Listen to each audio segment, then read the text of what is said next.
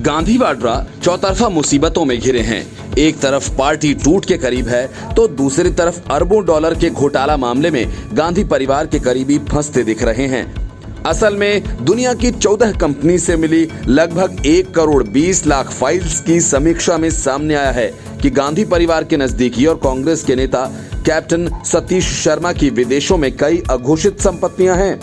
Pandora papers के नाम से international consortium of investigative journalist यानी CIJ ने ये रिपोर्ट जारी की है, जो 117 देशों के 150 मीडिया संस्थानों के 600 पत्रकारों की मदद से तैयार की गई है।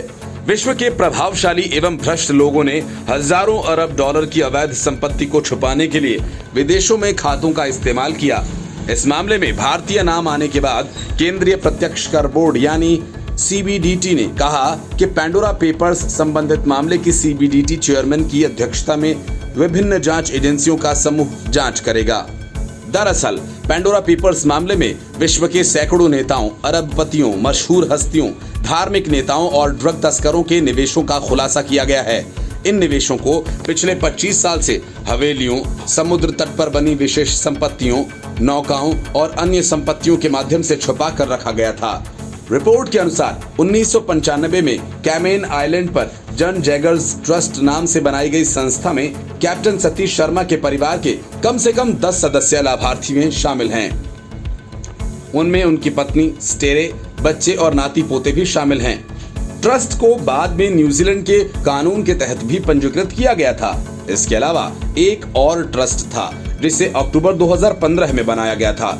उस समय शर्मा कांग्रेस के राज्यसभा सदस्य थे। इंडियन एक्सप्रेस की जांच में शर्मा को उपरोक्त 2 ट्रस्ट का संरक्षक और उनकी पत्नी स्टेरे को एक लाभार्थी के रूप में सूचीबद्ध पाया गया। दिल्ली के पते पर सूचीबद्ध द कलाकार ट्रस्ट का स्वामित्व शर्मा की पत्नी स्टेरे के पास है। साल 2004 और 2010 में अपने राज्यसभा चुनावों के लिए नामांकन के दौरान शर्मा ने अपने हलफनामे में एम्स्टर्डम में स्टेरे के पुश्तैनी घर के अलावा भारत के बाहर किसी अन्य अचल संपत्ति का कोई उल्लेख नहीं किया था। रिपोर्ट में दस्तावेजों का हवाला देते हुए कहा गया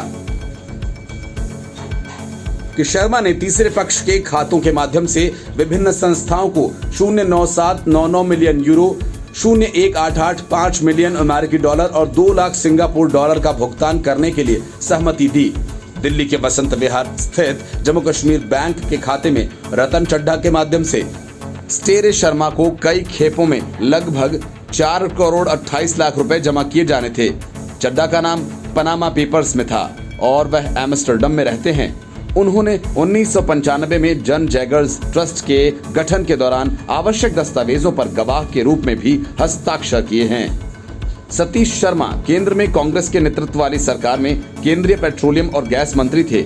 नामांकन के दौरान चुनाव आयोग के इसके बारे में उन्होंने कोई घोषणा नहीं की। वहीं गांधी परिवार की पसंद वाली 2 सीटों अमेठी और बाद में रायबरेली लोकसभा सीट से सांसद बने थे। दिवंगत शर्मा की पत्नी स्टेरे ने किसी भी गलत काम के दावों को खारिज किया और कहा कि ट्रस्ट का गठन उनके पिता द्वारा सेटलर के रूप में किया गया था। इसका उद्देश्य उनकी संपत्ति का प्रबंधन करना था, जिसमें उनके परिवार के सदस्य शामिल थे। Bureau report, news of India.